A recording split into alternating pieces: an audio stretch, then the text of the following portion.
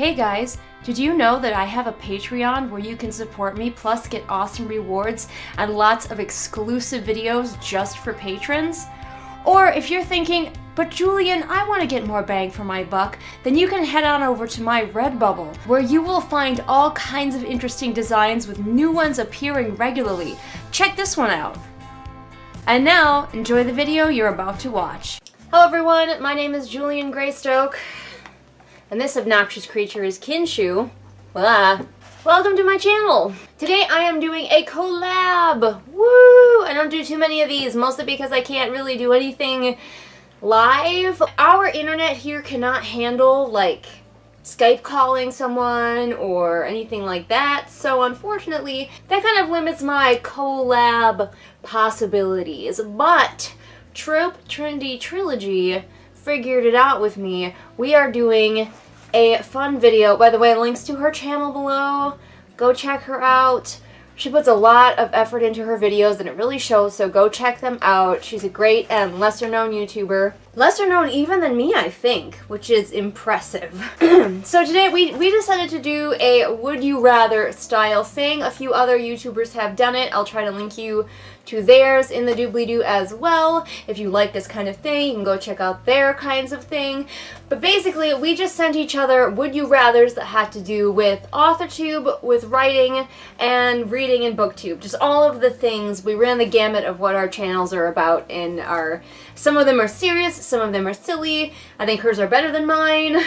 I feel like hers are a lot more thought out. So, let's just get into them. Let's get into the would you rather, shall we? Question 1 is, would you rather have moderately successful books that are forgotten in a month, or books that are world famous and remembered forever, but only after you die? Now, my first instinct is to say the second one, because what author doesn't want to be remembered forever? Of course I want to be remembered forever, but I am incredibly shallow, apparently, because I think my answer would be that I just keep cranking out those books that are only successful for a month. I mean, a month making money off of those books, not a lot, but some. I could do it.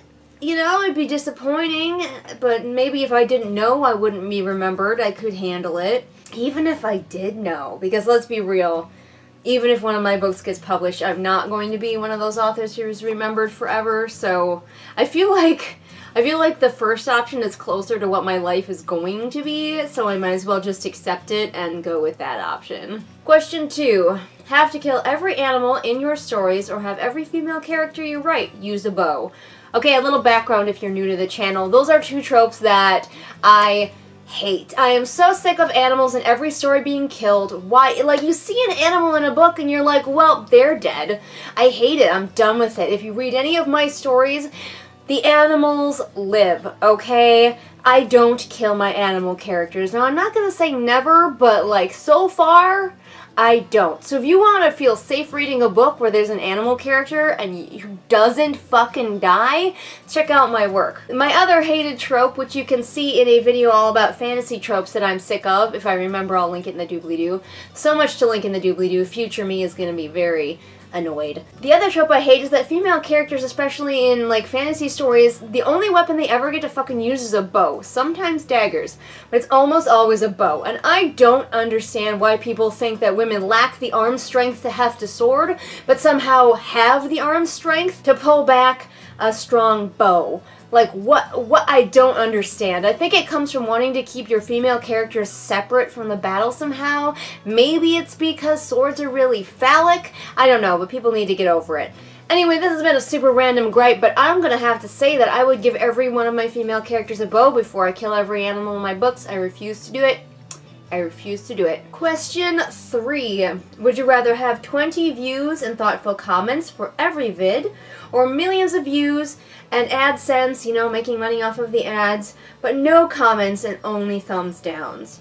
This one's pretty easy, because it's my life. I'd rather have the 20 thoughtful comments, because I have no illusions that I will be making money with YouTube. I have a Patreon if you want to support me there, but I'm not gonna look to YouTube itself for making me any money, like, ever. I may someday monetize videos, but I don't plan to once I finally get to 1,000 subscribers, at which point YouTube will probably move the bar and change the thing you need to be able to monetize videos. Once I get to 1,000 subscribers, I'm probably not going to even bother monetizing videos. I'm just going to let people support me on Patreon if they want to. And YouTube can go fuck itself. So I would much rather have those 20 thoughtful comments than all the AdSense. Well, maybe not all the AdSense. If I was making a lot of money off of my videos, I might change my tune, but for now, we're going with that answer. Question 4. Live stream for 48 hours straight, or have to film, edit, and post 48 of your regular videos in a week. Are we assuming that I just have the week off of work to do the 48 videos? Because then that one.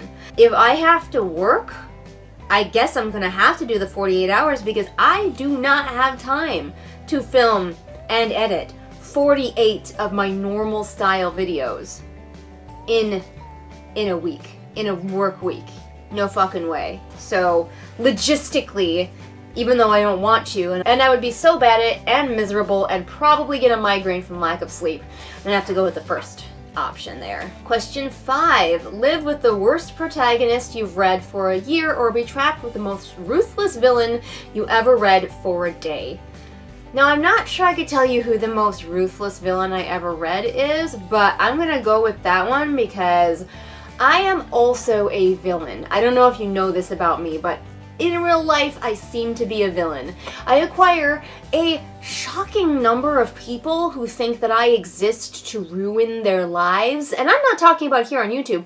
I am talking about in my actual life. You would be shocked how many people who barely know me have decided that I have come to personally destroy their happiness. And so I have realized that I am, in fact, the villain in their story. And so, as a villain, I would hang out with the other villain, and we would get up to all sorts of shenanigans and ruin any protagonist's day. Question 6. Would you rather read the last chapter first of every book you read, or never be able to read the last chapter at all?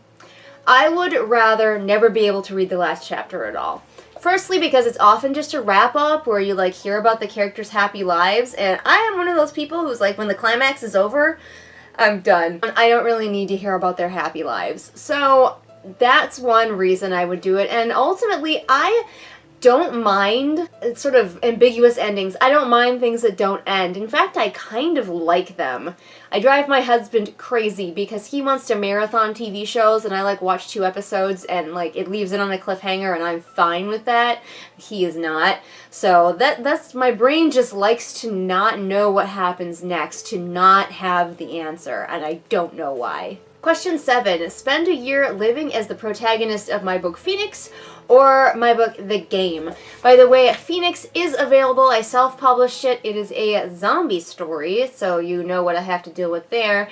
And The Game is a book that I am still editing it forever until the end of time. The Game is about Song, who is an intergalactic slave, and she is placed into what is essentially a gladiatorial arena in space where she has to survive with her motley team of unusual alien friends and eventually try to escape.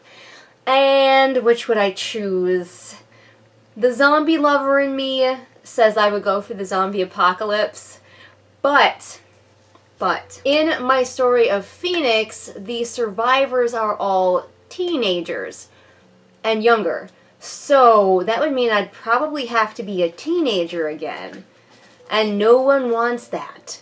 So unfortunately, I'm going to have to be in space and being a gladiatorial battle slave instead. Yay. And question 8. Would you rather write what you love but never make a cent, or only be able to write what your pushy publisher tells you but make all the money? Right now I'm at the first one, so I have first-hand experience with it, and it's not great. I can't say that I completely recommend it. Just sort of toiling away in obscurity, hoping that someone will publish your book. I'm querying right now with one of my books, and it's been a minute. So I might be able to write what a pushy publisher wanted me to? I don't know. Like, not knowing what the publisher wants. Like, if the publisher was like, you must only write erotica, I'd be like, well, we're done. Going back to the obscurity.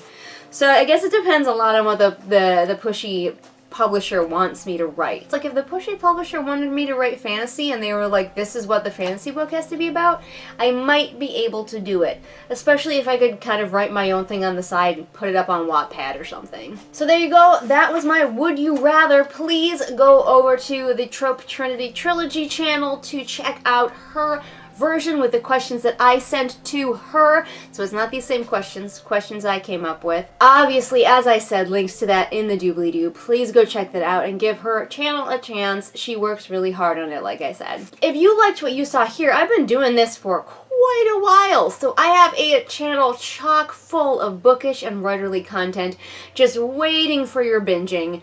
Go check all of it out. And if you wish what you saw was higher quality, you can support me on Patreon, as I mentioned, where not only do you help me save up for better equipment, but also you can get exclusive content, including videos like a private bookshelf tour and critiquing some of my old work that is not available to anyone else except patrons. So please consider becoming a patron. But either way, I post new videos here Mondays and Fridays. All the links to my social media are in the doobly-doo for ease of your clicking. And I will see you again next time with whatever it is I happen to be doing next time. Bye!